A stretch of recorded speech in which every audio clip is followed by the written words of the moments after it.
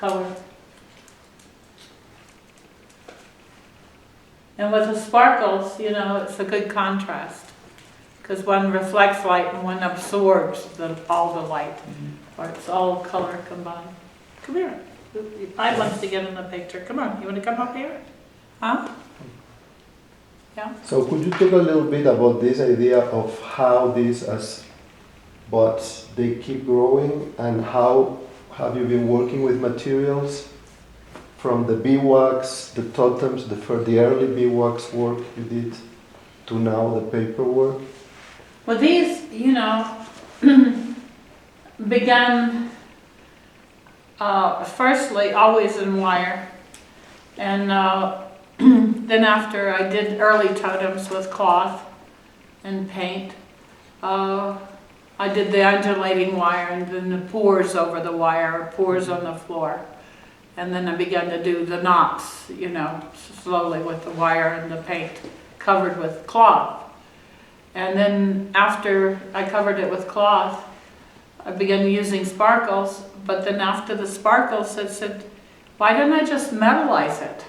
Spray metal over it. So I first used sculpt metal and painted it. You know, the Jasper Johns used a lot of sculpt metal, different artists used it. And then I sprayed metal over it. It sealed the cloth so it wouldn't catch a fire. So then I realized, why do that? Why not just spray something else like zinc, which melts at a low temperature, and it wouldn't burn the cloth. So I did plaster and then just the zinc and then the metal. And then I said, why am I doing cloth, you know? Why not just do the screening, make forms with just the screen? So essentially what I'm always doing is making forms and making a skin. And in this case, this becomes kind of metal and colorful, but also even without color, even with just the paper, you see the shadows and so you have to look hard, because some of the crevices you can look into the piece, and it's very alive, but also it seems to be changing. The way skin changes, the way the desert changes. It's sort of about the landscape of what happens in life with the sun and the dryness and no water. This is what happens, essentially. And then with the light, and I think of, you see a lot of butterflies when you're a kid. The insects become a part of your life, and the looking at them, even our housefly, what we think is very ugly. If you look at it closely, its body, it's fluorescent. It's like the sparkles, you know. They're disgusting, but you know, on one hand you can see there's even a beauty in everything. It's very interesting because I wanted to talk a little bit about the earth and the land. You know, terra in Latin, in Greek is tersaino, and in Sanskrit, from India, it's tars, which means dry, the dryness of the land here. Yes. Has a lot to do, and what you were talking about, how you dry these pieces. Yes. From the water. They're very interesting because they change, and I like to see them as they dry over the form. That's all part of the form itself. And so, on the other hand, when I make a form out of metal, it doesn't change very much.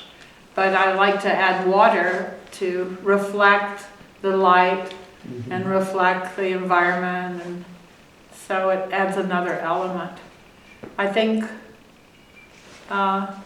there's something wonderful about the sparkle. I don't know why I love it so much, but it's very attractive. And there are birds that are very attracted to things that shine. I think it's an allegory of life, Yes, you know. yes, the, that's the, right. The Baroque allegory. That's is very right, important. that's right, I think. And it's allowing it to exist and celebrating life. Celebrating. Yes, Yeah, definitely your work is a celebration of life. it's true. I feel that. And there's a lot of vitality. And some of the pieces, they remind me of pieces that I've made 30, 40 years ago, where I rubbed in the pigment, rubbed it into the cloth with, you know, maybe a medium or something. So there's that rubbing of the skin, you know, kind of like when you rub in the pigment in your face or makeup. So in a way... Or like in India, when they That's put right, all the the spot. pigments, That's right. colors. In fact, I have a spot still from where, you know, it just dyed right there. I still see the spot. I know it's there, you know, but it's gone, but it dyed beyond my first or second layer of skin. So I think I think I have no idea why some pieces such as that one still it seems unfinished to me. I keep working on it. This one over to the left, and I might go back over it and simplify it because it's too complicated for me now. So I don't wish it to exist. Maybe I'll destroy it, but for now I keep looking at it, and I'm very upset with it. So, you know, in the Baroque, the gold yes, is very important. Would you talk about the use of gold leaf in some of your pieces, like Pankaj, some of the ones that are going to be in the exhibition? the gold is always something that is, everyone is attracted to gold. It's something that seems of value. The way I use it, though, is it's very light, and I think it enhances the paper, but at the same time, it's different from the sparkles, but it's the same to me. I mean, I know it's different. It's, you know, we attach some importance to it. But to me, it's really all the same. And the value is the value of the origins in the Latin world and in the Greek world was friendship. Gold. That's why we give gold rings. Yes. For love or for Yes. friendship. Because it not doesn't for the change. value, not for the material value. That's good. And I think because that's it very doesn't good. change. It doesn't change. So we have fool's gold, Uh-huh. you know, but, you know, does that disvalue friendship, you know? So we have gold as a standard, on and off. So gold has many different meanings, maybe. And going from this fragility to the weight of the big fountains and the work with bronze, could you talk a little bit of your work in Valhalla and the foundries? When you did that work? For the fountain, for example, for the big fountain in New Orleans, crescendo and wave. Well, the wave of the world, I envisioned it way before the 80s. I finally did it in the 80s. I essentially did at MIT and some museums throughout America. The first museum where I did installations was the Milwaukee Museum, I think. Oh no, it was Vassar. And before that, Kansas State, a school in Kansas. I did different museums, poured pieces, latex rubber, and then a lot of them were school museums. And then later I did installations at MIT finally, and they were all cantilevered pieces, and I found also at the Walker Museum. You could cantilever this form 15.5 feet only in terms of scale. And I'd adhere it to the wall.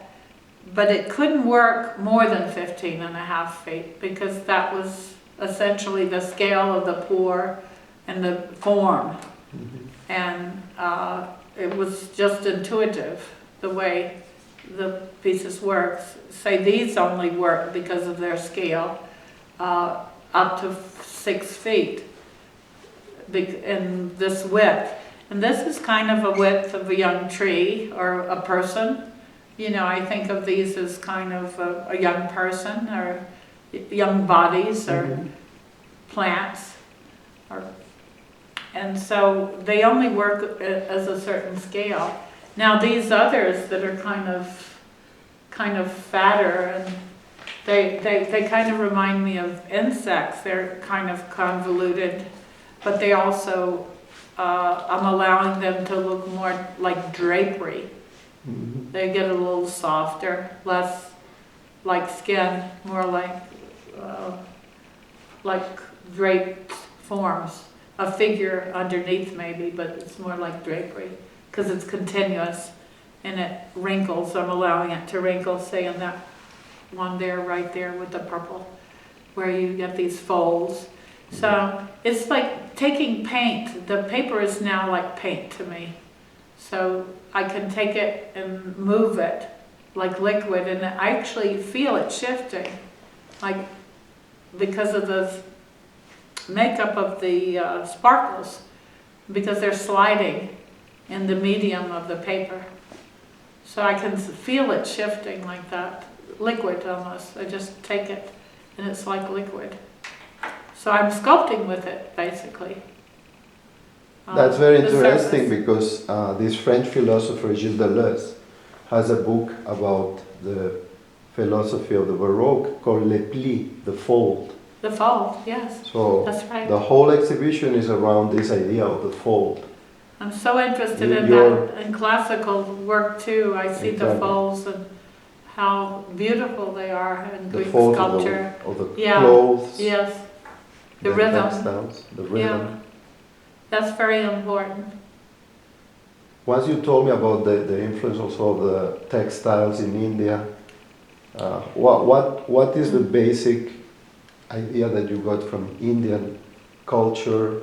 The snake that colors, you did with brick, for example, Yeah, the knot in the tree, all these kind of elements that snake even reminds well, us the of, excess, I think the excess and the freedom of use of color and the contrast, I think, the contrast of it.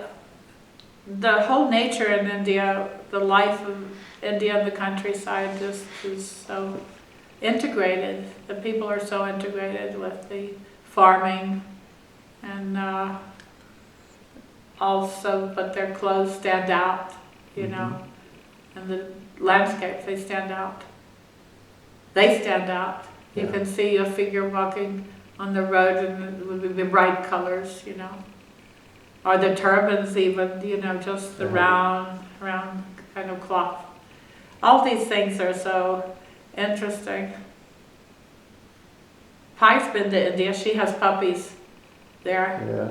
All her puppies stayed in India. You know your puppies in India? They're all there. Yeah. And the architecture, you live Yes. in Le Corbusier. Yes. And beautiful arches of brick. Just some simple arches, and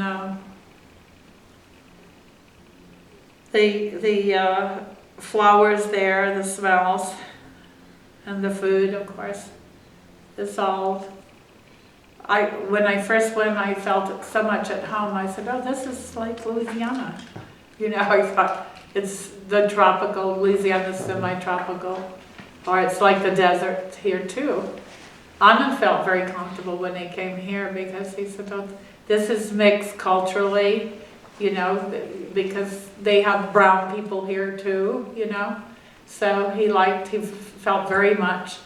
It was very different than going to England, for instance, you know, going to school in Cambridge, or being in London. He liked the, the landscape, the openness. So he loved it in New Mexico for these reasons.